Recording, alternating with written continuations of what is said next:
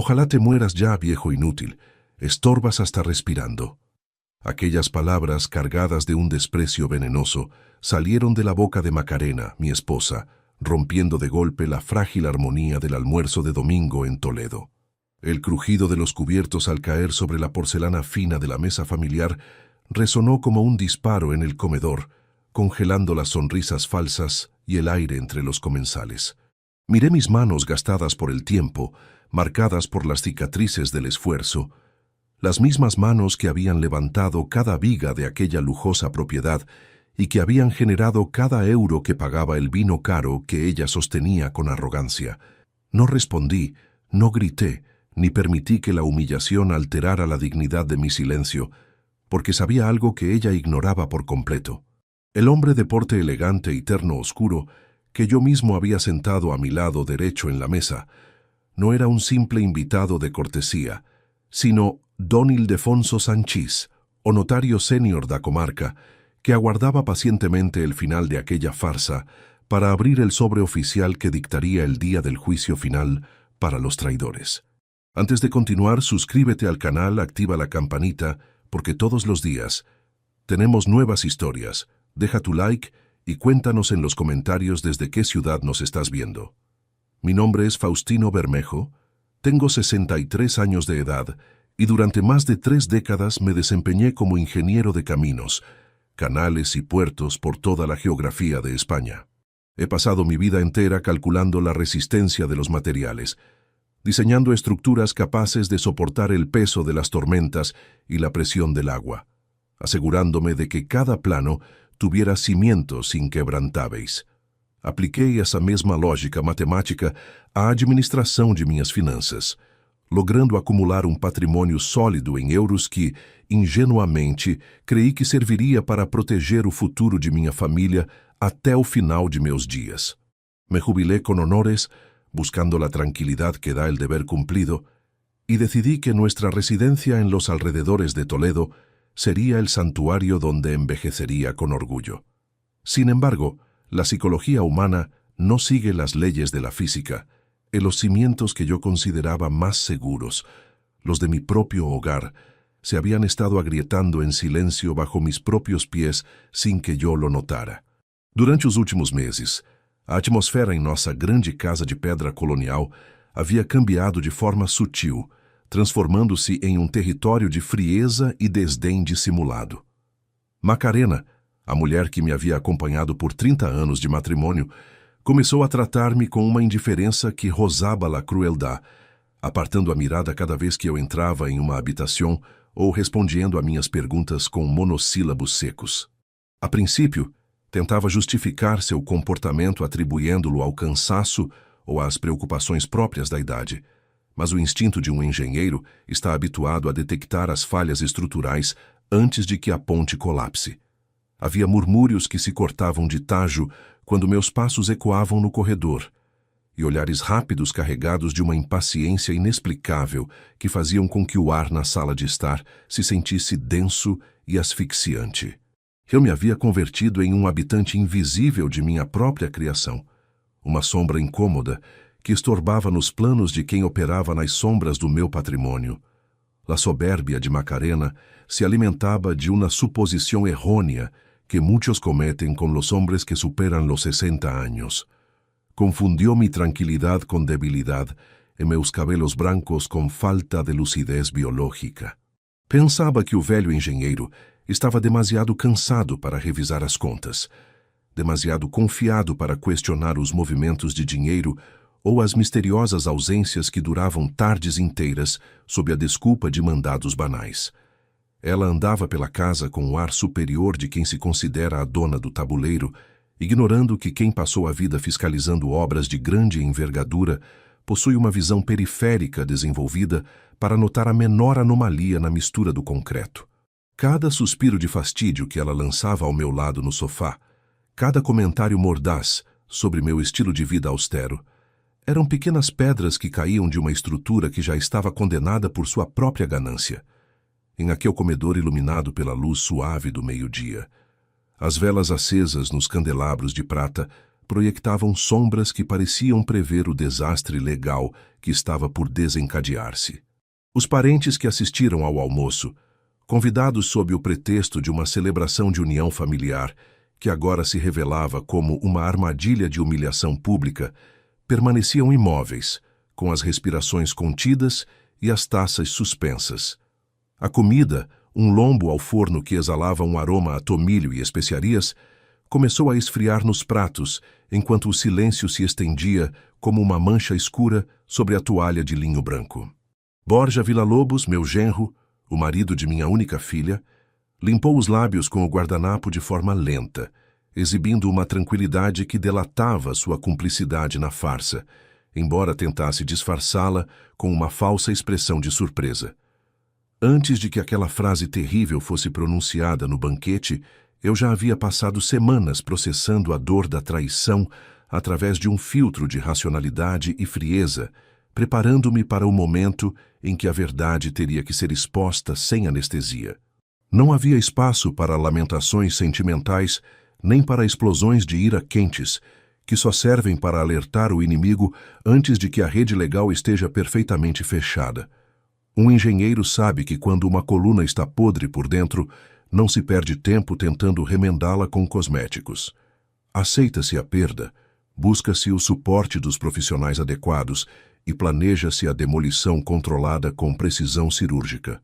Macarena pensava que me tinha encurralado contra as cordas de minha própria velhice, saboreando antecipadamente o triunfo de um golpe financeiro que considerava perfeito, sem perceber que o chão sob seus sapatos de grife já havia sido escavado por minhas investigações.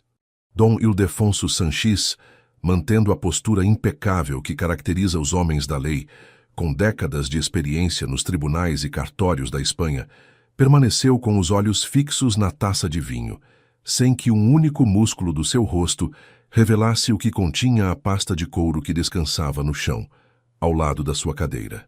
Sua presença ali era o resultado de uma estratégia desenhada na penumbra de seu escritório em Toledo, onde analisamos cada papel falsificado e cada transação eletrônica que Macarena e Borja haviam realizado às minhas costas. A tranquilidade com que o notário observava a cena era o reflexo de quem sabe que a justiça não precisa gritar para ser devastadora. Basta que a assinatura e o selo oficial estejam no lugar correto para que o império de mentiras caia por seu próprio peso.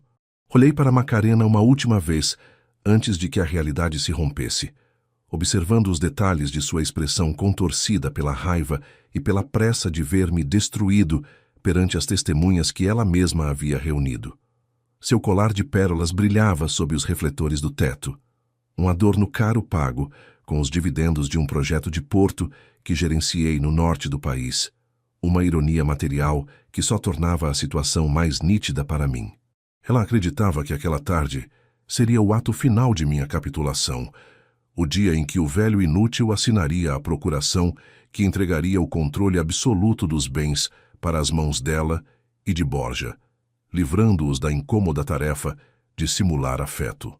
Não havia ódio em meus pensamentos, apenas a certeza matemática de que cada ação gera uma reação de igual intensidade na direção oposta, e o golpe que ela acabava de lançar contra a minha integridade estava prestes a ricochetear com a força de uma sentença irrevogável.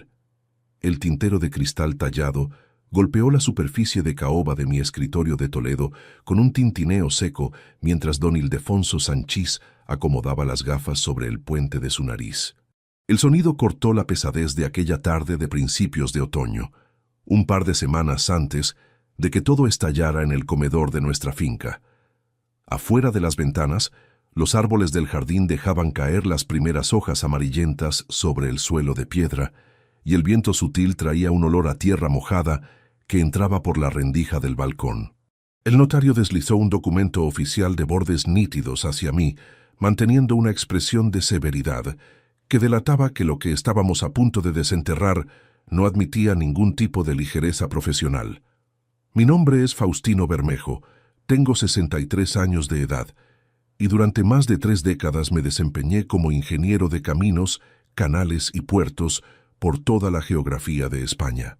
He pasado mi vida entera calculando la resistencia de los materiales, diseñando estructuras capaces de soportar el peso de las tormentas y la presión del agua, asegurándome de que cada plano tuviera cimientos inquebrantables. Durante aquellos años de actividad intensa, recorrí las costas del norte, supervisando la cimentación de bloques de hormigón en puertos donde el mar Cantábrico golpeaba con furia, e inspeccioné los viaductos de las autovías que cruzaban los desfiladeros más profundos del país. Esa deformación profesional me enseñó que la paciencia y el análisis milimétrico son las únicas herramientas válidas para evitar el colapso de cualquier edificación. Cuando la mezcla del cemento tiene demasiada arena, la estructura tarde o temprano se desmorona. Lo mismo ocurre con los compromisos que los seres humanos firman ante un altar. Con esa misma mentalidad técnica, regresé a Toledo tras mi jubilación, buscando la paz de un entorno rústico y la calidez de la vida familiar que tanto había postergado debido a los viajes de trabajo. Macarena, mi esposa de 60 años, me recibió en la gran casa familiar con una sonrisa que, con el paso de los meses, se fue desgastando hasta convertirse en una mueca de sorda hostilidad.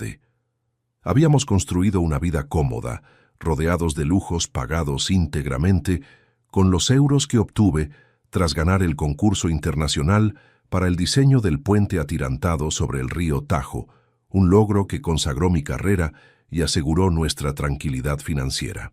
Sin embargo, el dinero acumulado en las cuentas bancarias parecía actuar como un imán para la codicia, transformando las habitaciones de nuestro hogar en pasillos fríos donde el eco de mis pasos molestaba a quienes ya consideraban que mi tiempo en este mundo había caducado.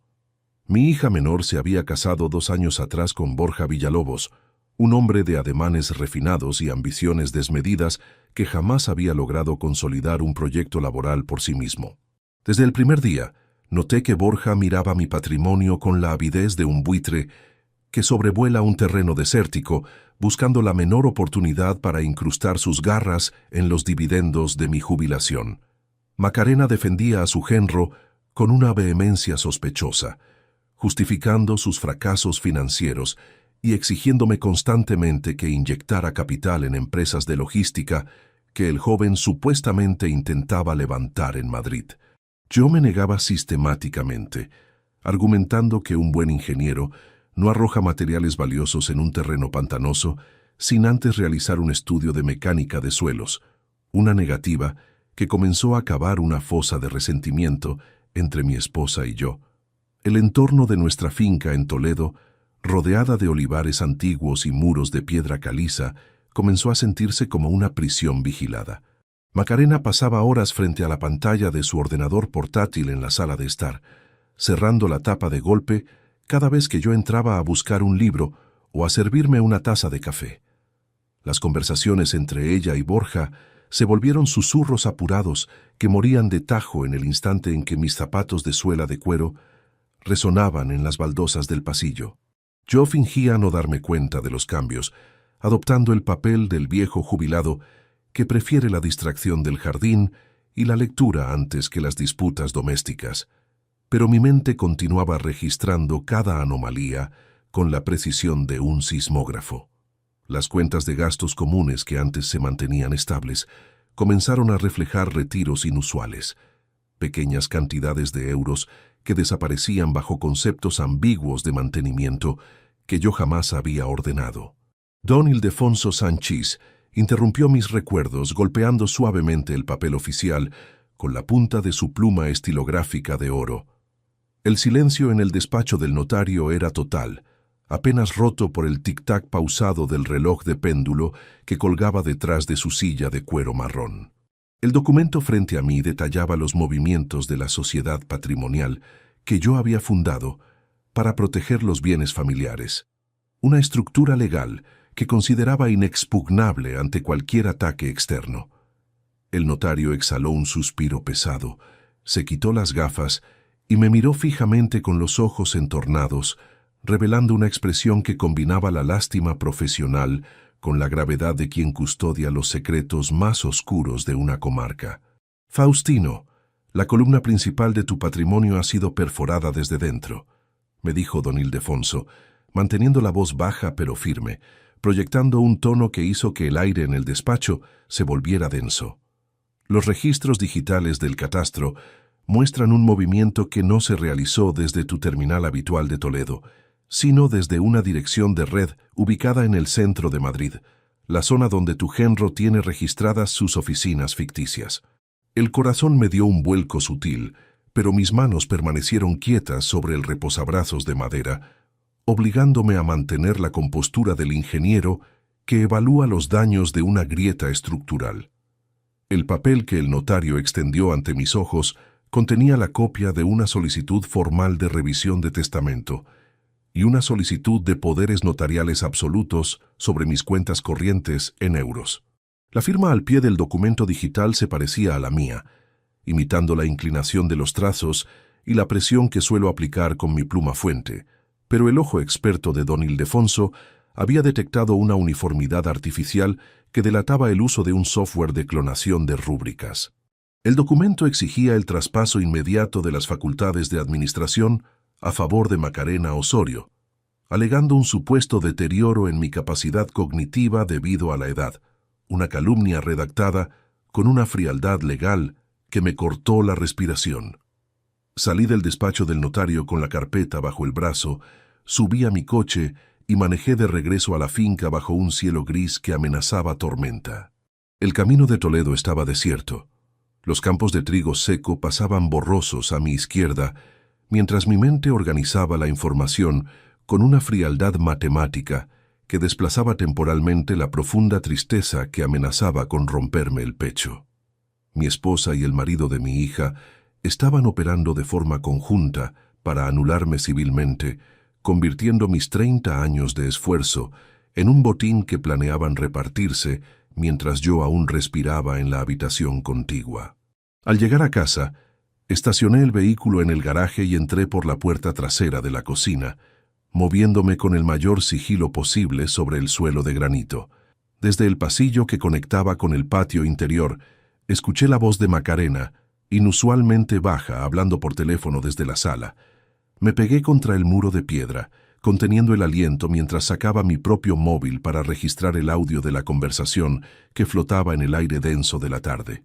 «El notario de la plaza no sospecha nada, Borja», siseó Macarena, y su tono de voz contenía una urgencia fría que jamás le había escuchado antes. «Faustino sigue metido en sus planos viejos y sus paseos por el campo. El lunes por la mañana tendremos la confirmación del traspaso de los fondos de la cuenta de inversión». Hubo una pausa. El silencio se extendió por el pasillo mientras yo apretaba el teléfono contra mi pecho, sintiendo cómo la sangre se congelaba en mis venas ante la confirmación de la infamia. Luego las palabras de mi esposa volvieron a cortar el aire, revelando un detalle que la grabación de audio registró con una claridad devastadora. «No te preocupes por el viejo. Si se llega a poner difícil con los inmuebles, el médico amigo de tu hermano ya tiene el informe listo para firmar el internamiento definitivo en la Clínica del Norte». El traqueteo de la cubertería de plata contra el mantel de encaje de bolillos rompió el mutismo que reinaba en el salón aquella mañana de martes.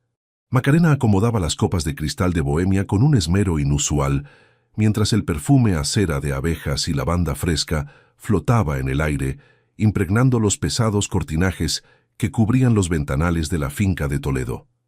Sobre la mesa de roble ya descansaba una vajilla que solo salía a relucir en las festividades más solemnes de la comarca, un despliegue de opulencia que contrastaba con la sobriedad habitual de mis jornadas de jubilado. «Borja ha sugerido que invitemos a toda la familia este domingo. Faustino, no podemos postergar más esta reunión», dijo mi esposa, sin mirarme a los ojos, manteniendo su atención fija en la simetría de los platos. Su voz, habitualmente seca y distante en las últimas semanas, poseía un brillo de entusiasmo impostado que encendió de inmediato todas mis alarmas de ingeniero. «Dice que es el momento perfecto para celebrar los éxitos de la empresa de logística y consolidar los planes de futuro que tenemos a corto plazo». Yo permanecía de pie junto a la chimenea de piedra caliza, sosteniendo un libro de anotaciones técnicas que utilizaba para repasar los viejos cálculos estructurales de mis años en activo. Asentí con lentitud, forzando un gesto de cortesía en mi rostro, mientras registraba el temblor casi imperceptible en las manos de Macarena al colocar las fuentes de porcelana. Me parece una idea excelente, Macarena. Un almuerzo masivo en nuestro comedor siempre es una buena oportunidad para ver a los parientes, respondí, modulando mi tono para transmitir la sumisión del anciano dócil que ellos creían haber moldeado a base de desprecio.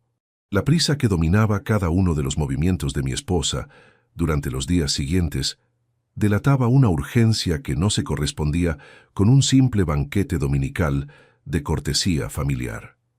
La cocina de la finca se convirtió en un hervidero de llamadas telefónicas que se cortaban de tajo en el instante exacto en que mis pasos resonaban en las baldosas de granito del pasillo exterior. Borja Villalobos aparecía por Toledo a horas intempestivas, conduciendo su berlina alemana de gama alta, con una prepotencia que irritaba incluso a los trabajadores que cuidaban de nuestros olivares antiguos. El joven ejecutivo cruzaba el umbral de mi hogar exhibiendo sonrisas ensayadas y palmaditas en la espalda, que buscaban tantear la firmeza de mis músculos o el desgaste de mi agudeza biológica. A lo largo de esa semana de preparativos, observé cómo Macarena y Borja se apartaban hacia los rincones del patio interior, compartiendo folletos de inmobiliarias de Madrid y apuntando anotaciones en los márgenes de varios documentos legales. Susurros cargados de una impaciencia codiciosa flotaban en el aire denso de las tardes castellanas, fragmentos de frases que hablaban de plazos que vencían, de deudas que asfixiaban las oficinas de la capital y de firmas que debían conseguirse antes de que terminara el mes de octubre. Ellos operaban bajo la firme convicción de que los cabellos blancos del viejo ingeniero civil eran el sinónimo inequívoco de una mente nublada por los años, una condescendencia que los cegaba ante la precisión sismográfica con la que yo medía cada una de sus mentiras. El descuido de los perpetradores de la infamia llegó a tal extremo que comenzaron a cometer errores de bulto que ningún calculista experimentado pasaría por alto en una fase de inspección. La cuenta corriente mancomunada que compartía con Macarena para los gastos ordinarios del mantenimiento de la finca reflejó 3 desvíos consecutivos de 5.000 euros cada uno, retirados en cajeros automáticos del centro de Madrid mediante clonación de datos de mi tarjeta personal. Aquellos movimientos, justificados burdamente por mi esposa como pagos por adelantado a los proveedores del catering para el domingo, eran la prueba palpable de que la hemorragia de mi patrimonio ya no se limitaba a las sociedades mercantiles. Durante las noches de aquella semana interminable, me sentaba en el sillón orejero de mi despacho a oscuras, escuchando el crujido de la madera vieja de la casa y la respiración pausada de Macarena en la habitación contigua. No había espacio en mi estrategia para la indignación caliente que nubla el juicio de los hombres inexpertos. Cada revelación delictiva se archivaba en mi memoria con la frialdad de un informe técnico sobre la fatiga del acero en un viaducto dañado. Ellos pensaban que el banquete del domingo sería el escenario perfecto para mi capitulación definitiva, el día en que un Faustino arrinconado por la presión familiar estamparía su rúbrica en los papeles del traspaso de activos que Borja ya traía preparados en su portafolios de cuero. El sábado por la tarde, mientras la lluvia fina del otoño comenzaba a repicar contra los cristales de la fachada principal, decidí realizar una inspección de rutina en el ordenador de la sala de estar que Macarena utilizaba habitualmente.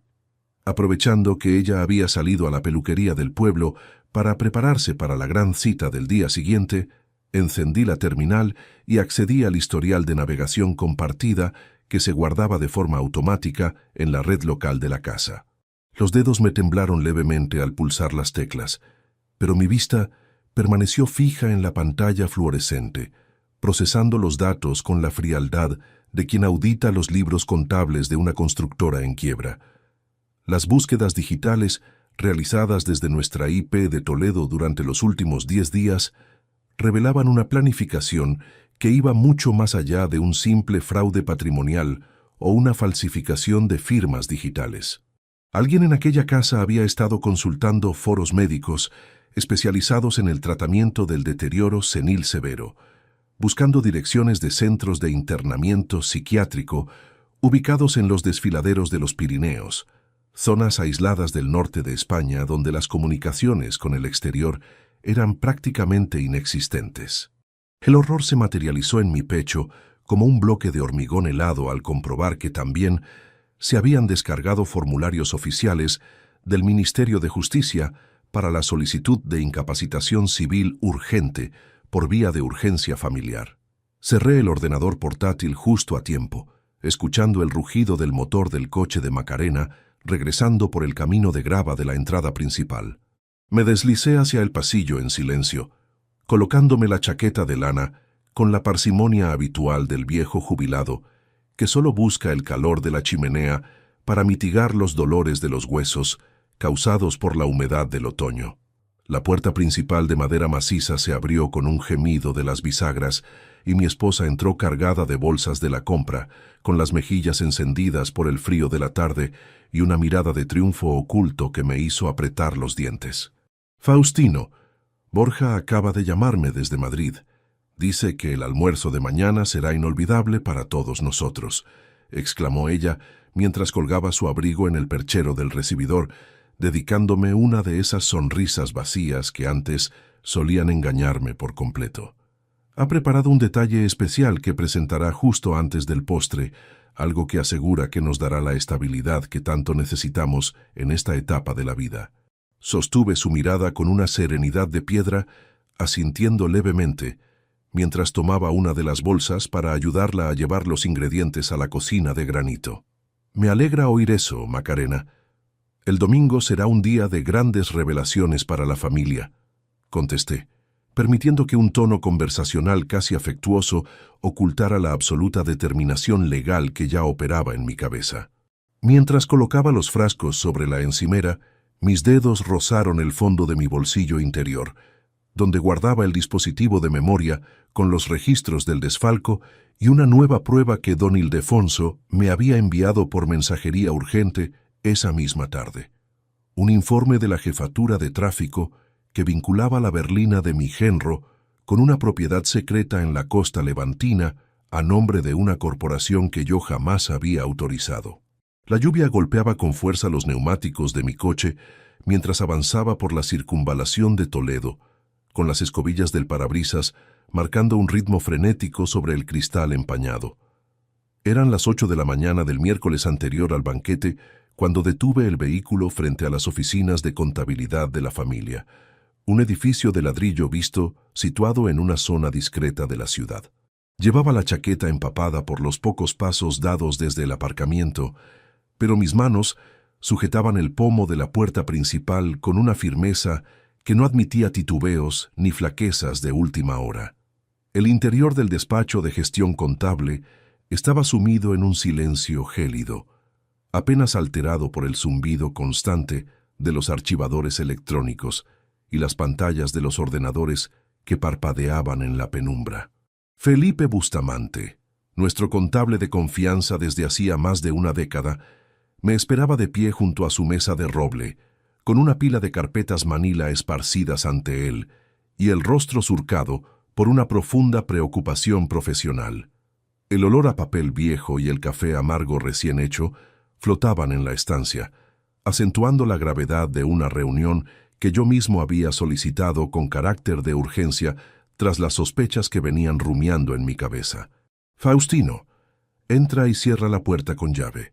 Lo que acaba de arrojar la auditoría de tus cuentas no es una simple desviación de fondos ordinaria», me soltó Felipe sin rodeos, omitiendo los saludos habituales de cortesía, mientras me indicaba que me sentara en la silla de piel frente a su escritorio. Su voz, siempre medida y técnica, poseía un hilo de tensión que delataba que las columnas de mi patrimonio estaban sufriendo una fractura deliberada y catastrófica. «Hemos revisado los movimientos de los últimos 18 meses, cruzando cada dato con las notarías de la provincia, y los resultados son alarmantes». Mis ojos se clavaron en la primera página del informe financiero que el contable deslizó hacia mí con ademán pausado, desvelando una cifra que me golpeó el pecho con la fuerza de un impacto estructural. El documento reflejaba que Macarena y mi yerno, Borja Villalobos, habían estado operando de forma sistemática para vaciar las reservas en euros que yo había destinado a la jubilación y a la protección de nuestro hogar. La contabilidad detallaba desvíos semanales camuflados bajo contratos falsos de consultoría y asesorías técnicas que jamás habían pisado la oficina de Toledo. Un goteo constante que ya superaba con creces las previsiones más pesimistas que yo había trazado en la penumbra de mi despacho. El contable ajustó sus gafas y comenzó a desgranar los documentos con la punta de un bolígrafo negro, señalando los trazos de una falsificación digital que rozaba la perversión legal. Mira aquí, Faustino. Esta es la escritura de los 2 inmuebles de la calle Comercio, las propiedades comerciales más valiosas que posees en el centro de la ciudad, continuó Felipe, elevando ligeramente el tono para romper el mutismo asfixiante de la habitación. Hace exactamente 20 días se inició un trámite telemático para modificar la titularidad de las escrituras, utilizando una copia clonada de tu firma electrónica, para hacer constar que cedías los derechos de explotación de forma gratuita a la sociedad de Borja. Escuchaba los datos económicos con una calma mineral, asimilando la magnitud del engaño sin permitir que una sola línea de mi rostro delatara el dolor profundo que amenazaba con desgarrar mi condición de padre y esposo. Un ingeniero civil aprende pronto que ante el agrietamiento de una presa, no se pierde el tiempo en lamentaciones estériles. Se analizan las vías de agua, se cuantifica el volumen de la pérdida y se procede a taponar las brechas con la contundencia que exige la ley. La soberbia de Macarena y la codicia de Borja los habían llevado a creer que el viejo jubilado estaba demasiado ocupado con sus recuerdos técnicos como para molestarse en auditar sus propios libros de cuentas, un error de cálculo que ahora se convertía en su mayor vulnerabilidad. El timbre agudo del teléfono de Felipe interrumpió la disección financiera, introduciendo una nueva coordenada en el tablero legal que estábamos construyendo en la penumbra del despacho. El contable descolgó el aparato, escuchó en silencio durante 1 minuto completo, mientras su mandíbula se tensaba de forma visible, y luego colgó lentamente antes de volver a mirarme con los ojos entrecerrados. Era don Ildefonso Sanchís, el notario senior de la comarca, que llamaba desde su despacho oficial para confirmar una sospecha que elevaba la traición de la esfera financiera a la categoría de conspiración civil. Faustino, el asunto es todavía más oscuro de lo que reflejan los desvíos de euros en las cuentas de inversión, afirmó Felipe, apoyando las palmas de las manos sobre la mesa y mirándome con una gravedad que heló el ambiente de la estancia. Ildefonso me confirma que Borja Villalobos acudió ayer a su notaría en Toledo, portando un borrador confidencial de incapacitación civil y una solicitud de nombramiento de tutor legal exclusivo a favor de tu esposa. Intentó presionar a uno de los oficiales del cartorio para que agilizara el trámite, alegando que tu estado de salud mental ponía en riesgo la estabilidad de la empresa familiar. El papel impreso que el contable colocó sobre la mesa contenía la copia de la solicitud notarial, un documento redactado con una frialdad jurídica que me causó un escalofrío en la nuca. El informe pretendía hacer pasar mi habitual reserva y mis paseos solitarios por los olivares como los síntomas inequívocos de una demencia senil avanzada, un plan trazado con una precisión quirúrgica para despojarme de mis derechos civiles mientras yo continuaba habitando bajo el mismo techo. Ellos no se conformaban con robar el fruto de mis 30 años de servicio en las infraestructuras de España. Necesitaban anularme por completo, recluirme en el silencio de una clínica para poder dilapidar el patrimonio sin la molesta interferencia de mi presencia. Recogí la carpeta con toda la documentación auditada, la metí en mi maletín de cuero y me puse de pie, ajustándome los puños de la camisa con la deliberada parsimonia que aplico a las grandes decisiones de ingeniería. Felipe, imprime cada extracto, certifica las firmas clonadas y mantén esta información bajo absoluto secreto profesional hasta que yo te dé la señal de salida, ordené, manteniendo la voz baja, pero proyectando una firmeza que hizo que el contable asintiera de inmediato sin cuestionar mis motivos. La estructura de mentiras que han montado es muy alta, y cuanto más alta sea, más devastador será el desplome legal cuando retiremos los soportes. Salí del edificio de contabilidad bajo la llovizna persistente que continuaba blanqueando los tejados de Toledo. Subí a mi vehículo y permanecí unos minutos inmóvil frente al volante antes de encender el motor. La rabia que hervía en mi interior se había enfriado por completo, transformándose en una determinación matemática que utilizaba la ley como el único instrumento válido para restituir la dignidad que pretendían arrebatarme. Ellos pensaban que el banquete del domingo sería el día de mi rendición, el escenario idóneo para forzar al viejo inútil a firmar su propia sentencia de aislamiento, ignorando que el notario que se sentaría a la mesa no asistiría para validar sus ambiciones, sino para certificar su ruina. Conduje de regreso a la finca exterior de la ciudad, aparcando el coche en la zona de servicio para evitar que el ruido del motor alertara a los habitantes de la casa principal. Crucé el patio de piedra en silencio, moviéndome entre las sombras de los soportales hasta llegar a la ventana lateral de la sala de estar, donde las cortinas corridas dejaban una pequeña rendija que permitía ver el interior de la estancia. Saqué mi teléfono móvil, activé el grabador de voz en modo silencioso y acerqué el dispositivo al cristal, conteniendo la respiración mientras la silueta de Macarena se recortaba contra la luz de las lámparas. Mi esposa estaba sentada en el sofá de espaldas a la ventana, con el teléfono móvil pegado a la oreja y una copa de vino tinto sobre la mesa auxiliar, gesticulando con una prisa nerviosa que delataba la urgencia de sus movimientos. La voz de Macarena atravesó el cristal de forma amortiguada, pero perfectamente nítida, y cada una de sus palabras se grabó en la memoria digital del terminal con una claridad condenatoria. Borja, el médico ya ha firmado el dictamen preliminar sobre el deterioro cognitivo de Faustino. Solo falta que el notario de la comarca acepte dar curso a la procuración este viernes para tener el control total antes del almuerzo del domingo. Permanecí inmóvil junto al muro de piedra caliza, sintiendo cómo el frío de la mañana calaba mis huesos mientras la grabación continuaba registrando los detalles de la conjura familiar. Macarena hizo una pausa corta, apuró el contenido de su copa y volvió a hablar por el auricular, revelando un dato que la investigación de Felipe no había logrado detectar en los libros contables. No te preocupes por el dinero que falta en la cuenta de Toledo. Los 300.000 euros ya están depositados en la cuenta puente de la constructora Fantasma en Madrid. El problema es que el banco me pide una última confirmación que solo puede hacerse mediante una llamada desde el terminal principal de Faustino. Y si él descubre ese movimiento antes del fin de semana, todo nuestro plan se vendrá abajo. El auricular del teléfono de mi despacho vibró con un zumbido metálico cuando presioné el botón de aceptar, cortando la densa penumbra que dominaba la estancia a altas horas de la noche del jueves. Desde el otro lado de la línea, la voz de Verónica Quintana llegó con la nitidez cortante de un bisturí legal, desprovista de cualquier preámbulo o cortesía innecesaria.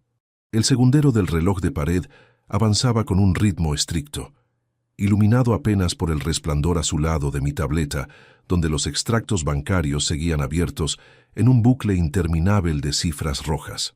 Faustino, he cruzado los registros de las tarjetas de crédito de tu esposa con las estancias del Hotel Boutique en los alrededores de Madrid y los datos de las cámaras del gimnasio de la Roma, pronunció Verónica, manteniendo un tono profesional y plano que delataba horas de seguimiento silencioso en las calles de la capital. La documentación civil y los rastreos de localización confirman que Borja Villalobos no ha estado utilizando los euros desviados únicamente para salvar sus empresas de logística en quiebra. Tu genro y Macarena mantienen un vínculo sentimental secreto desde hace meses, y el almuerzo del domingo no es solo una tapadera financiera para despojarte de tus bienes, sino el escenario que han diseñado para forzar tu reclusión definitiva.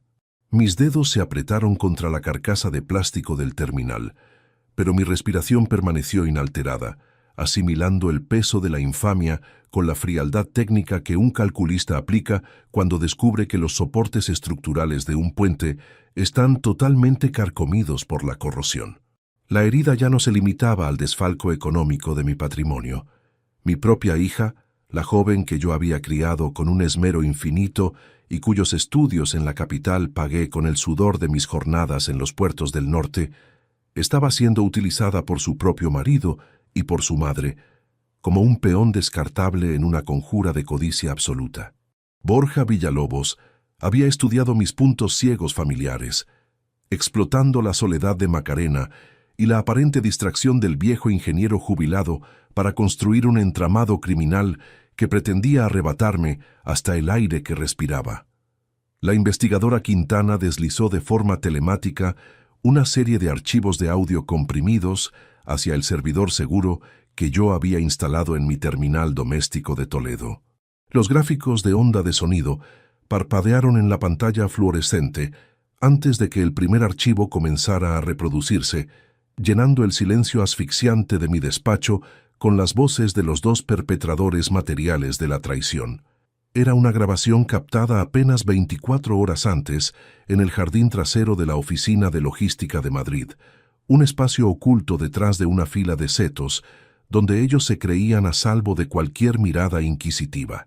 Faustino se pasa el día entero caminando de forma mecánica por los olivares. Ni siquiera repara en las claves de seguridad que he cambiado en la banca digital, se escuchaba decir a Macarena, y su risa corta y despectiva recordé de tajo los 30 años de convivencia compartidos bajo el mismo techo. Borja, el domingo por la tarde, cuando todos los parientes estén reunidos en el comedor y la presión familiar sea insoportable, colocaremos la procuración final sobre la mesa. El viejo inútil firmará sin leer un solo renglón, convencido de que está aprobando una simple renovación de las coberturas de la finca. La respuesta de mi genro llegó a través del altavoz con una seguridad chulesca que me hizo cerrar los puños sobre el tapete de cuero del escritorio. El notario que he consultado en Madrid ya tiene los papeles listos para validar la incapacitación civil en cuanto presentemos el informe médico resumido de la Clínica del Norte, Macarena, contestó Borja, destilando una urgencia codiciosa que delataba el agua al cuello que tenían sus finanzas corporativas. Esos millones en euros que el viejo mantiene retenidos en las cuentas de Toledo servirán para tapar el agujero de la auditoría fiscal antes de que los inspectores del ministerio inicien el proceso penal contra mi sociedad de transporte. Apagué el reproductor de sonido de golpe, dejando que el mutismo absoluto regresara a las paredes de piedra de la estancia de Toledo. No permití que la rabia caliente nublara la precisión de mis movimientos. Un profesional de la ingeniería sabe que ante una grieta de cimentación masiva no se grita ni se maldice a los elementos. Se buscan los planos de refuerzo, se coordinan las acciones con los aliados técnicos y se prepara el contraataque con una contundencia milimétrica. Ellos creían que se enfrentaban a un anciano frágil y deprimido por el desdén doméstico, ignorando que cada una de sus palabras estaba siendo indexada en una carpeta legal que don Ildefonso Sanchís ya custodiaba en su tabelionato de la comarca. Verónica Quintana continuó transmitiendo los datos registrales obtenidos tras rastrear la matrícula de la berlina alemana de gama alta de Borja, desvelando una ramificación del fraude que Felipe Bustamante no había logrado detectar en los libros contables de la sociedad familiar. Los documentos registrales de la propiedad inmobiliaria demostraban que mi genro había utilizado una transferencia puente de 100.000 euros desviados de mi cuenta de inversión para realizar el pago inicial de una lujosa villa en la costa levantina española, un inmueble escriturado bajo el nombre de una corporación opaca cuyas acciones pertenecían en exclusiva a Macarena Osorio. Estaban limpiando mis cimientos financieros mientras yo seguía habitando la casa, preparándose para vaciar el depósito definitivo el domingo antes de que sirvieran el postre familiar. Faustino, hay una coordenada técnica en el historial de navegación de tu esposa que exige que actuemos con una cautela extrema antes de que se inicie el banquete, advirtió la investigadora, elevando la firmeza de su voz a través del auricular del teléfono. Macarena ha estado cruzando mensajes con una terminal telefónica ubicada en una localidad costera de Almería, un número vinculado a un antiguo oficial de la Marina Mercante que fue expulsado del servicio activo debido a irregularidades en el transporte de mercancías. Los textos son imprecisos, redactados con un lenguaje cifrado que habla de bultos pesados, de plazos nocturnos en el puerto de carga y de una liquidación final de 50.000 euros en efectivo que debe entregarse este sábado por la noche. El segundero del reloj de péndulo pareció detenerse por un instante mientras procesaba aquella información que abría una brecha completamente desconocida en el plano de la investigación contable. Mi mente repasó cada plano, cada puerto que supervisé en el sur de España, buscando un nexo biológico o mercantil que justificara la conexión de mi esposa con un individuo de semejante historial delictivo.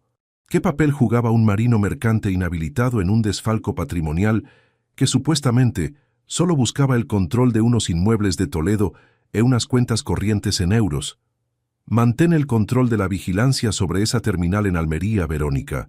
No des un solo paso que delate que conocemos esa conexión antes del fin de semana, ordené, modulando mi voz con un tono frío que reflejaba la absoluta determinación de un estratega legal que no permite cabos sueltos en su estructura.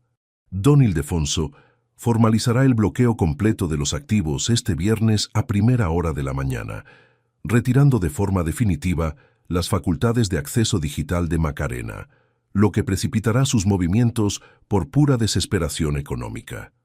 Colgué el terminal telefónico, guardé el dispositivo de memoria con los audios captados en mi bolsillo interior y salí de mi despacho, moviéndome con un sigilo absoluto por el pasillo en penumbra de la casa principal. Avancé hacia la habitación de invitados, donde Borja se alojaba cada vez que pasaba la noche en Toledo, deteniéndome justo enfrente de la puerta de madera maciza para escuchar a través de la ranura de las bisagras. Desde el interior del cuarto de invitados llegó el murmullo asustado de mi genro, hablando en susurros apurados con una persona cuya identidad la grabación de audio de mi móvil no lograba registrar por completo, revelando una frase que me heló la sangre. El viejo no puede llegar al lunes bajo ningún concepto, Macarena. Si el notario de Toledo llega a revisar el expediente de la hipoteca de los inmuebles comerciales antes del fin de semana, descubriremos que los fondos ya no están en Madrid, sino que han cruzado la frontera hacia una cuenta que ninguno de nosotros puede controlar. El sello de lacre rojo presionó con un golpe firme el reverso del documento de cese de facultades sobre la mesa de don Ildefonso Sanchís, consagrando el bloqueo inmediato de todos mis activos financieros en esa fría mañana de viernes en España. El chasquido del metal del fechador oficial de la notaría resonó en las paredes cubiertas de tomos jurídicos, marcando el inicio de una desconexión patrimonial absoluta que dejaría completamente desarmados a los traidores. Don Ildefonso levantó la vista por encima de sus gafas de montura de carey, apartó el tampón de tinta negra con un movimiento pausado y me entregó una copia auténtica de la resolución resolutiva, manteniendo un silencio cargado de una complicidad profesional impecable que no requería de palabras huecas de consuelo. A partir de ese preciso instante, las claves digitales que Macarena utilizaba para mover los euros de nuestra cuenta bancaria en Toledo quedaron inhabilitadas en los servidores centrales de la entidad. El token físico de seguridad, aquel pequeño dispositivo plástico que ella guardaba con tanto celo en su joyero de plata, se había convertido en un objeto inservible, un trozo de circuito electrónico desprovisto de poder para alterar mis bienes patrimoniales. Habíamos ejecutado la maniobra de protección con la precisión de un equipo de ingenieros que corta las líneas de suministro antes de colocar las cargas de demolición en los pilares defectuosos de un viaducto dañado por el tiempo. Regresé a la finca de Toledo a media tarde, conduciendo bajo un cielo encapotado que devoraba la luz del sol castellano, y me encontré con la primera señal de la tormenta doméstica que se estaba gestando en las entrañas de nuestro hogar. Macarena estaba de pie junto a la encimera de granito oscuro de la cocina, tecleando con una prisa nerviosa en la pantalla de su tableta digital, con el rostro contraído por una mueca de frustración que intentó ocultar de inmediato en cuanto escuchó el crujido sutil de mis pasos en el pasillo exterior. El reflejo del cristal de la puerta de la terraza me permitió captar el destello rojo de una advertencia, de acceso denegado que parpadeaba en su dispositivo electrónico, la constatación digital de que el hacha de la ley ya había cortado sus vías de financiación ilícita. Las llamadas que intentaba realizar a la sucursal bancaria rebotaban contra los nuevos protocolos de seguridad que don Ildefonso y yo habíamos establecido de forma confidencial esa misma mañana, dejándola aislada en su propia trampa de codicia. Faustino, parece que el sistema de la plataforma del Banco de la Plaza está dando problemas informáticos hoy. No me permite revisar los últimos extractos para confirmar los pagos pendientes del catering de este domingo, exclamó ella, forzando un tono de ligereza que moría de tajo debido a la rigidez de sus hombros y al temblor casi imperceptible de sus manos sobre la encimera de la cocina. Sus ojos, habitualmente cargados de un desprecio frío hacia mi condición de jubilado, me buscaron con una fijeza inusual, intentando rastrear en mis facciones alguna señal que delatara si el viejo ingeniero civil sabía más de lo que aparentaba. Sostuve su mirada con una serenidad de piedra, quitándome la chaqueta de lana con la parsimonia propia del hombre que solo piensa en el estado de sus olivares antiguos y en la humedad que el otoño dejaba en las articulaciones. No te preocupes por la tecnología de los bancos, Macarena. Ya sabes que esas plataformas modernas fallan en la provincia en cuanto caen 4 gotas de lluvia. Los euros siguen seguros en su sitio, y el domingo pagaremos todo lo necesario en efectivo, si es preciso. No dejes que un problema de ordenadores estropee los preparativos del almuerzo familiar, respondí, modulando cada sílaba para transmitir una confianza ciega que sirviera para adormecer sus alarmas durante las próximas 24 horas. Ella exhaló un suspiro corto, un sonido de alivio que delataba lo mucho que subestimaba la capacidad intelectual de un hombre habituado a fiscalizar grandes presupuestos estatales. La jornada del sábado transcurrió bajo una calma engañosa, un pasaje de tiempo dilatado donde cada interacción familiar se sentía como el movimiento silencioso de 2 ajedrecistas que contienen la respiración antes del jaque definitivo. Borja Villalobos llegó a la finca de Toledo a última hora de la tarde, conduciendo su berlina alemana de gama alta con una velocidad excesiva que hizo crujir la grava del camino de entrada con una violencia innecesaria. El joven ejecutivo cruzó el umbral de mi hogar portando su portafolios de cuero oscuro, exhibiendo una camaradería impostada y una verborrea corporativa que buscaba llenar el vacío asfixiante que se había instalado en las estancias principales de la propiedad. Durante la cena de esa noche, el ambiente se volvió tan espeso que el tintineo de los cubiertos contra la porcelana fina parecía amplificado por las paredes de piedra caliza de la edificación colonial. Macarena y Borja compartían miradas rápidas de desconcierto por encima de sus copas de vino tinto, intercambiando murmullos apurados sobre las dificultades de acceso a los fondos monetarios de Madrid, que mi genro atribuía a un simple error de mantenimiento de la central bancaria. Yo permanecía en la cabecera de la mesa, masticando con lentitud y jugando el papel del anciano dócil que prefiere escuchar las anécdotas laborales de los jóvenes antes que involucrarse en debates financieros, archivando cada uno de sus gestos de desesperación en la carpeta contable de mi memoria legal. El domingo por la mañana la finca cobró una actividad inusual, transformándose en el escenario de un banquete familiar que se preparaba con un despliegue de opulencia que rozaba la exageración decorativa en cada rincón del comedor. Los parientes de la provincia comenzaron a llegar a partir del mediodía, tíos, primos y sobrinos de Toledo que cruzaban el portón de entrada portando sus mejores galas, ajenos por completo a la trama de codicia y leyes que operaba de forma subterránea en la casa. El olor a lomo al horno sazonado con tomillo, romero y ajo inundaba el aire del pasillo principal, mezclándose con el aroma de la cera de abejas que Macarena había ordenado aplicar para abrillantar la gran mesa de roble del comedor. Mi esposa andaba entre los invitados con una arrogancia victoriosa que se reflejaba en la firmeza de sus pasos y en el brillo de su collar de perlas caras, una joya que yo mismo le había regalado tras la finalización de un proyecto de puerto en el norte del país.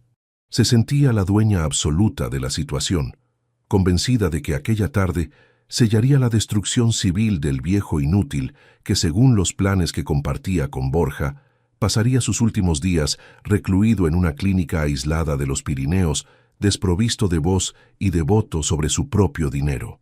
Mi genro la seguía a corta distancia por el salón de estar, manteniendo su portafolios de cuero a mano, como el cazador que vigila el estado de su arma antes de realizar el disparo definitivo contra una presa que considera totalmente indefensa. A la 1:00 de la tarde, el vehículo de don Ildefonso Sanchís se detuvo frente al porche de la entrada principal de la residencia familiar. El veterano notario descendió del coche vistiendo un traje de lana oscura de corte impecable, sosteniendo una carpeta de cuero rígido bajo el brazo izquierdo, con una solemnidad que llamó la atención de varios familiares que conversaban en el jardín exterior. Caminé hacia el porche para recibirlo con un fuerte apretón de manos, introduciéndolo en el comedor como el invitado de honor de la jornada, un viejo amigo de la profesión que asistía para dar prestigio al almuerzo de domingo. Macarena y Borja intercambiaron una sonrisa rápida de complicidad al ver entrar al fedatario público, interpretando su presencia como una coincidencia afortunada que facilitaría la validación inmediata de los documentos de incapacitación que pensaban colocar sobre la mesa antes de que terminara el día. Su soberbia infinita los cegaba ante el hecho de que don Ildefonso no portaba un acta de trámite ordinario, sino el resultado detallado de una auditoría forense que demostraba la falsificación de mi firma digital y el desvío sistemático de los euros de la sociedad patrimonial hacia sus cuentas opacas de Madrid. Nos acomodamos alrededor de la gran mesa de roble pulido, ocupando los asientos según el protocolo estricto que mi esposa había diseñado cuidadosamente para mantener las apariencias frente a los parientes de Toledo. Yo me senté en la cabecera del comedor, con don Ildefonso Sanchís situado a mi flanco derecho, manteniendo la carpeta rígida apoyada contra la pata de su silla, totalmente oculta a la vista del resto de los comensales. A mi izquierda se ubicó Macarena, con Borja Villalobos colocado justo a su lado, exhibiendo una postura erguida y una seguridad corporativa que delataba que consideraba que el banquete ya estaba ganado antes de comenzar a servir los platos principales. La comida comenzó a servirse entre risas ajenas y conversaciones banales sobre el clima de la comarca, los recuerdos de las viejas obras civiles que ejecuté en mi juventud por toda España y las anécdotas de los sobrinos más jóvenes. El vino tinto llenaba las copas de cristal de Bohemia, proyectando reflejos color rubí sobre la mantelería blanca de lino, mientras la tensión psicológica crecía de forma subterránea entre los cuatro implicados en la verdadera trama de la tarde. Cada vez que mi esposa tocaba mi brazo de forma falsamente afectuosa para pedirme que pasara una fuente de comida, yo sentía la rigidez del hormigón armado en mis músculos, forzando la sonrisa del padre complaciente que aguarda el momento exacto para retirar los soportes estructurales de la farsa. Justo cuando los camareros contratados retiraban los platos del primer servicio y el lomo dorado al horno era colocado con solemnidad en el centro de la mesa por Macarena, Borja Villalobos estiró el brazo por debajo del mantel, abrió con un siseo metálico el cierre de su portafolios y extrajo un documento encuadernado en cubiertas azules de aspecto notarial. Con una sonrisa gélida que intentaba simular un gesto de deferencia profesional y respeto familiar, deslizó el papel oficial sobre la madera pulida de la mesa, colocando exactamente al lado de mi copa de vino tinto, bajo la mirada atónita de los tíos y primos de Toledo, que dejaron de hablar al instante al notar la solemnidad del movimiento. En ese mismo segundo exacto, el teléfono móvil que yo guardaba en el bolsillo interior de mi chaqueta de lana vibró con 3 pulsaciones largas, secas y continuas, la señal de alerta máxima de vibración que había pactado previamente con la investigadora Verónica Quintana para indicarme que un evento imprevisto, urgente y potencialmente peligroso se estaba desarrollando en los exteriores de la finca, alterando por completo el orden del plan legal que don Ildefonso y yo teníamos preparado para el final de la tarde. Firme aquí, Faustino. Es un simple trámite de actualización patrimonial para blindar la empresa de logística antes de que termine el mes, pronunció Borja Villalobos con una voz impostada que pretendía sonar afectuosa, rompiendo el mutismo absoluto que se había instalado en el comedor de Toledo. El documento con cubiertas azules permanecía sobre la madera pulida, justo al lado de mi copa de vino, desafiando mi agudeza visual bajo el resplandor de las velas. Macarena se inclinó hacia mí de inmediato, apoyando sus dedos enjollados sobre mi antebrazo, con una fijeza en su mirada que delataba la urgencia desmedida de sus movimientos. Hazle caso a tu genro, Faustino. No tiene sentido que sigas postergando estos papeles. Firma de una vez y concéntrate en disfrutar del almuerzo familiar, añadió ella, intentando forzar una sonrisa afectuosa que naufragó debido a la rigidez del óvalo de su rostro y a la tensión palpable que emanaba de sus hombros. Todos los parientes de la provincia contuvieron el aliento, con los cubiertos suspendidos en el aire y las miradas yendo de la cabecera de la mesa hacia los folios encuadernados que mi genro acababa de desplegar. Retiré mi brazo con una lentitud calculada, apartando el contacto de Macarena con la frialdad mineral de un ingeniero que evalúa el daño estructural de una columna agrietada antes de ordenar la demolición controlada. Miré fijamente a Borja, observando el sudor sutil que comenzaba a brillar en la línea de su frente, a pesar del frescor del otoño castellano, y deslicé el documento de cubiertas azules hacia el centro de la mesa, rechazando la propuesta sin un solo atisbo de duda en mis facciones. No voy a firmar absolutamente nada, Borja, ni hoy, ni mañana, ni el próximo lunes, respondí, modulando mi tono de voz para que mis palabras resonaran con la densidad del hormigón armado en cada rincón del comedor, envuelto en un silencio sepulcral. Fue en ese preciso instante cuando Macarena perdió el control por completo, golpeando la porcelana fina con su copa de cristal de Bohemia, haciendo que el líquido rubí se derramara sobre el mantel de liño blanco como una mancha de infamia. Se puso de pie bruscamente, con el rostro desfigurado por una mezcla salvaje de arrogancia y furia desatada, apuntándome con un dedo tembloroso mientras descargaba todo el veneno que había estado escondiendo durante meses bajo nuestro techo. «Ojalá te mueras ya, viejo inútil, estorbas hasta respirando». El grito cargado de desprecio absoluto resonó en las vigas de madera de la casa colonial, provocando un jadeo colectivo entre los tíos, primos y sobrinos de Toledo que presenciaban el colapso en tiempo real de nuestra familia. «Llevas meses siendo una carga, un estorbo que solo sabe caminar por los olivares, mientras Borja y yo sostenemos el peso de este patrimonio», continuó ella con voz chillona, completamente desquiciada, convencida de que su superioridad moral bastaba para doblegar la voluntad del anciano que creía senil. Don Ildefonso Sanchís se levantó entonces de su silla con la parsimonia institucional que caracteriza a los hombres de la ley en España, ajustándose los puños de su terno oscuro con una solemnidad que cortó los murmullos de tajo. Abrió la pasta de cuero rígido que descansaba a su flanco derecho, extrajo un grueso sobre oficial precintado con el escudo notarial de la comarca y rompió el lacre rojo ante los ojos desorbitados de mi esposa y de mi genro. «Señora Osorio, mantenga la compostura en presencia de este fedatario público», pronunció don Ildefonso, proyectando una voz barítona que llenó la estancia con la contundencia de una sentencia judicial inapelable. «El señor Faustino Bermejo no es un incompetente, sino el presidente legítimo del Consejo de Administración que acaba de revocar cada una de las facultades digitales y notariales que ustedes pretendían usurpar mediante falsificación ideológica y clonación de firmas». El silencio que siguió a las palabras del notario fue tan espeso que el zumbido del aire acondicionado pareció amplificarse en las paredes de piedra caliza. Don Ildefonso desplegó los folios de la auditoría forense que Felipe Bustamante y Verónica Quintana habían certificado en absoluto secreto profesional, detallando en voz alta cada desvío de euros, cada hipoteca fraudulenta sobre los inmuebles comerciales de la calle Comercio y la compra ilícita de la Villa Levantina. La máscara de seguridad corporativa se le resbaló a Borja Villalobos como lodo.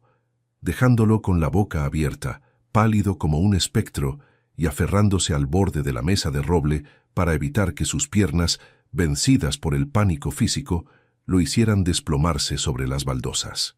La puerta doble de madera maciza del comedor se abrió de golpe antes de que mi genro pudiera articular una sola mentira de justificación, permitiendo el ingreso de 2 oficiales de la policía judicial vestidos de civil, seguidos muy de cerca por la investigadora Verónica Quintana. Los agentes de la ley avanzaron por el pasillo central con pasos firmes que hicieron crujir el linóleo pulido, mostrando sus placas oficiales de identificación ante la mirada atónita de los parientes de Toledo. Borja Villalobos, queda usted detenido bajo los cargos de estafa agravada, falsedad documental en transacciones mercantiles y desfalco corporativo continuado en perjuicio del señor Bermejo, anunció el inspector principal, haciendo sonar el chasquido metálico de las esposas que se ajustaron firmemente alrededor de las muñecas de mi genro, succionando el poco aire que quedaba en el comedor. Borja no opuso resistencia, desmoronado por completo por la aplastante realidad de su ruina legal, y comenzó a balbucear excusas incoherentes mientras los oficiales lo levantaban a jalones para sacarlo del comedor. «Macarena, haz algo, dile que esto era parte de la reestructuración societaria que tú autorizaste con las cuentas Puente», lloriqueó el joven ejecutivo, arrastrando sus costosos zapatos de piel de grife por el suelo que había intentado usurpar bajo las miradas llenas de absoluto asco y repugnancia de todos los comensales presentes.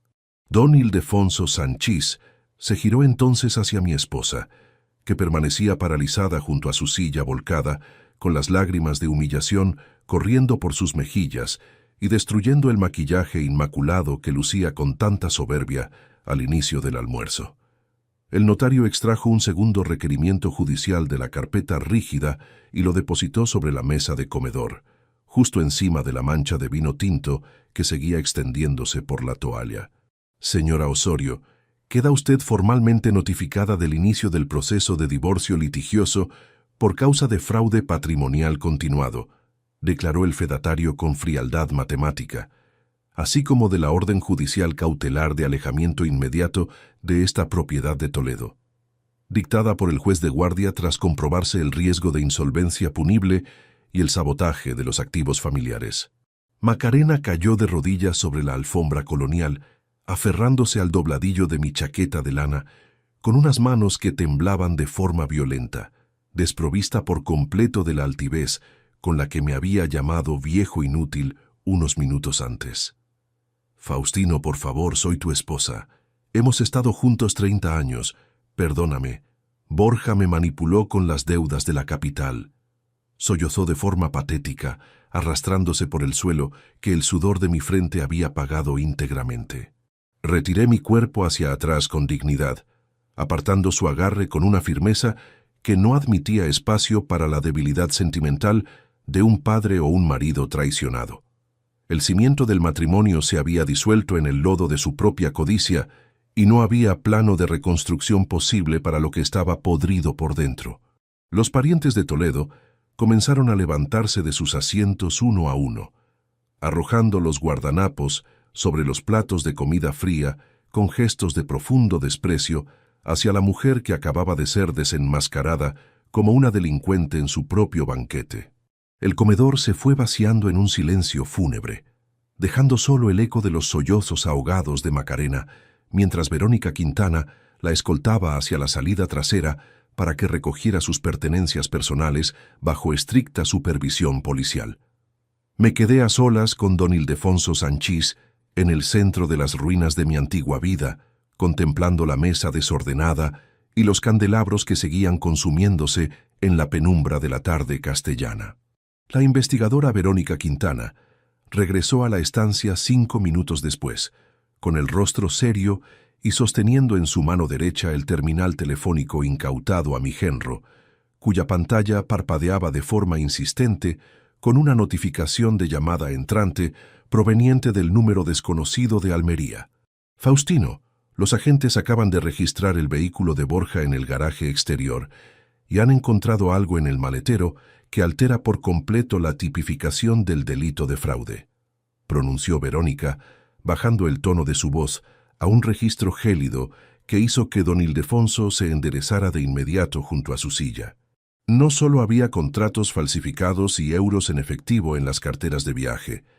En el fondo del doble fondo de la maleta de cuero de tu genro descansa un fajo de pasaportes clonados con identidades falsas de la República Dominicana, junto a una copia impresa de un billete de ferry nocturno que sale este lunes a las 3 de la madrugada desde el puerto de Almería hacia la costa del norte de África, y el nombre del beneficiario del seguro de vida internacional que Borja contrató a tus espaldas no es el de tu esposa Macarena, sino el de una corporación panameña que acaba de registrar un movimiento de capitales sumamente sospechoso hace menos de 10 minutos.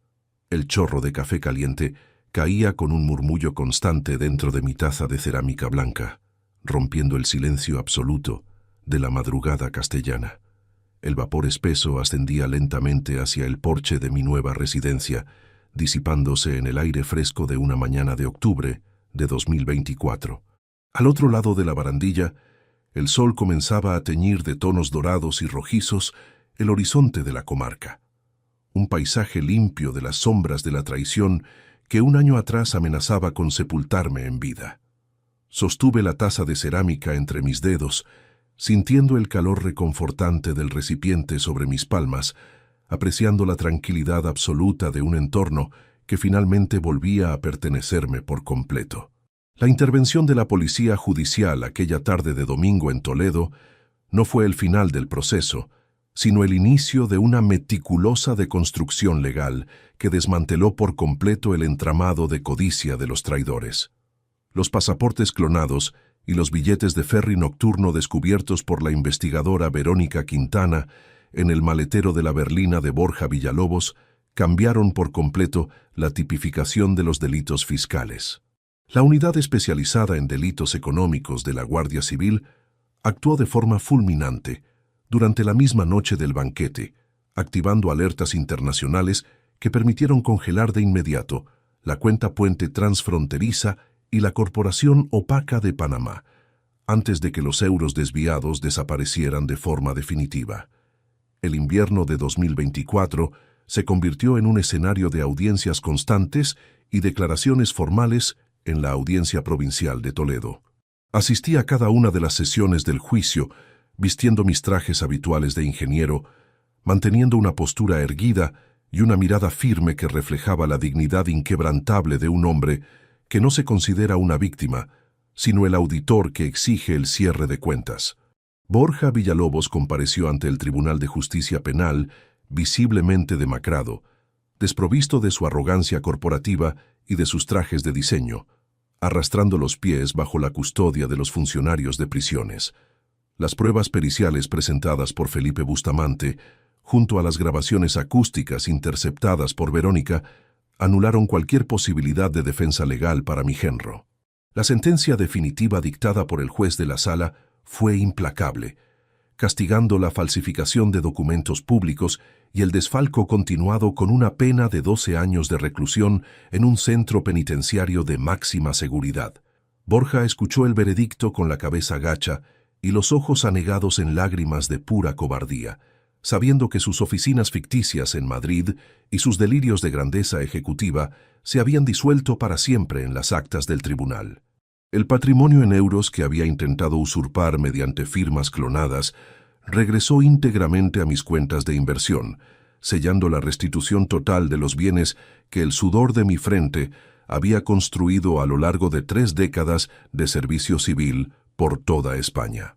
Macarena Osorio, por su parte, enfrentó las consecuencias legales de su complicidad delictiva a través de un proceso de divorcio litigioso que la despojó de cualquier derecho sobre mis activos premaritales y sobre las rentas de los inmuebles comerciales.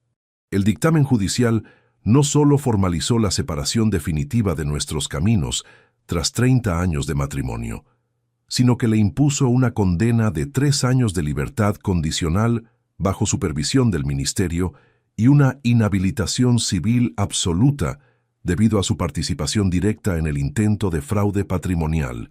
Mi esposa perdió el estatus social que tanto defendía con soberbia, quedando completamente aislada y repudiada por los mismos parientes de Toledo que presenciaron su explosión de desprecio en el comedor familiar.